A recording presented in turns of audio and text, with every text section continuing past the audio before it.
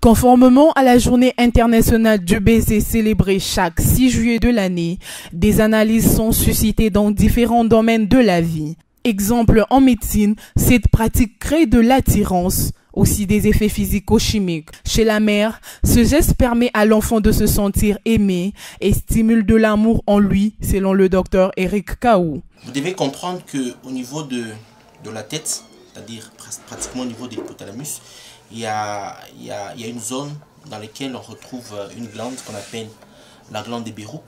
C'est en fait cette glande qui sécrète une sorte d'hormone qu'on appelle le phératorhormone.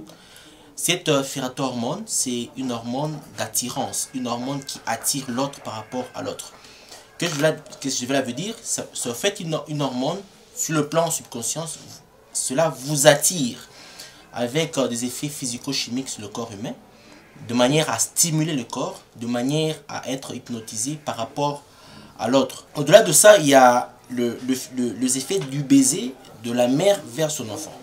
Ceci attire l'enfant, ceci fait que la mère soit aimée par son enfant.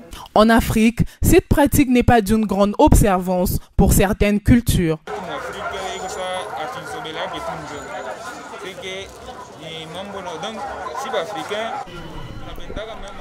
Ici en Afrique, nous ne sommes pas habitués à cette pratique de baiser. Nous sommes habitués à nous saluer par la main généralement.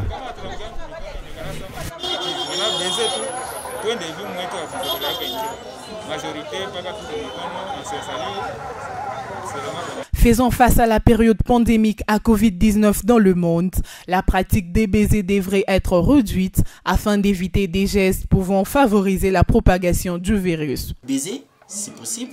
C'est pour cela, actuellement, on a dit qu'il faudrait respecter les mesures barrières.